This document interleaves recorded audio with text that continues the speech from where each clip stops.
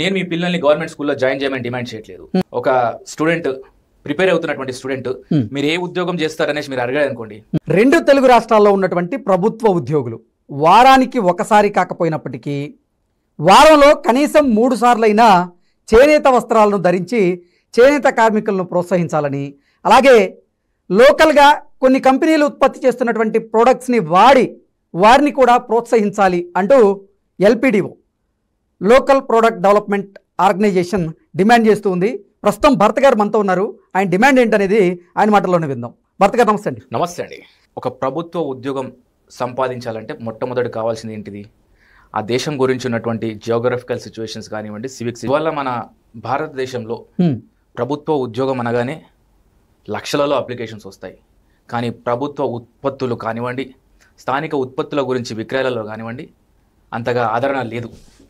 So దాంట్లో మొట్టమొదటి వరుసలో ఉండాల్సింది ప్రభుత్వ ఉద్యోగులు అనేసి లోకల్ ప్రొడక్ట్ డెవలప్మెంట్ ఆర్గనైజేషన్ కొన్ని దశాబ్దాలుగా డిమాండ్ చేస్తున్నటువంటి విషయం. సో ఇప్పుడు మీరు ఉదాహరణకండి, ఇందాక నేను చెప్పాను కదా, ఆబ్జెక్టివ్ బిట్ బేస్ చేసుకొని వాళ్ళు ఎగ్జామ్స్ రాస్తుంటారు. ఇప్పుడు ప్రజెంట్గా ఒక స్టూడెంట్ ప్రిపేర్ అవుతున్నటువంటి స్టూడెంట్ మీరు ఏ ఉద్యోగం చేస్తారనేసి మీరు అడిగారు అనుకోండి.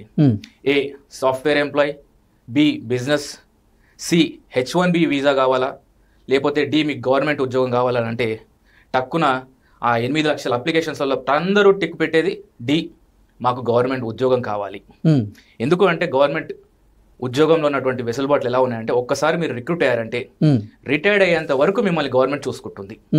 సో ఇలాంటి ప్రభుత్వ ఉద్యోగం కలిగినటువంటి దేశంలో మన రాష్ట్రంలో 2 రాష్ట్రాలలో ఉన్నటువంటి ప్రభుత్వ ఉద్యోగులు స్థానికంగా ఉన్నటువంటి విషయాలలో పట్టు సాధించిన తర్వాతనే ఆ యొక్క ఉద్యోగంలోకి ఎంపిక అవుతారు.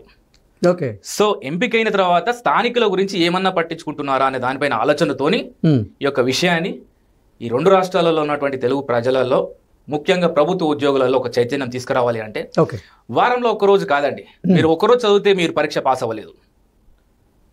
ఇప్పుడు దాదాపు మనం రిక్రూట్మెంట్ అయినటువంటి 10 ఏళ్ల తర్వాత అయినటువంటి రిక్రూట్మెంట్ అంటే గ్రూప్ 1, గ్రూప్ 2 ఎగ్జామ్స్ రాసి వాళ్ళు ఎగ్జామ్స్ రాశారు. 10 ఏళ్ల శ్రమ వాళ్ళు సంపాదించినటువంటి ఉద్యోగం.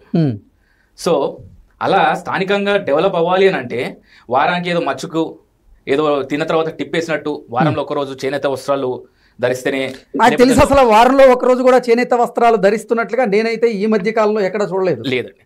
సో ఇందులో ఏంటంటే చేనేత వస్తువులనే కాదు, టైలరింగ్ షర్ట్ వేసుకునే ఒక టైలర్ దగ్గర కుట్టించుకునేసి అంటే స్థానికంగా ఎంప్లాయ్మెంట్ క్రియేట్ అవుతుంది అక్కడ. ఒక బాధ్యతగా వ్యవహరిస్తారనేసి ఈ యొక్క విషయంలో మీరు 4 షర్ట్లు ధరించారనుకోండి, అందులో అట్లీస్ట్ ఒక టైలరింగ్ షర్ట్ కొనమని చెప్పే సంస్థ లోకల్ ప్రొడక్ట్ డెవలప్మెంట్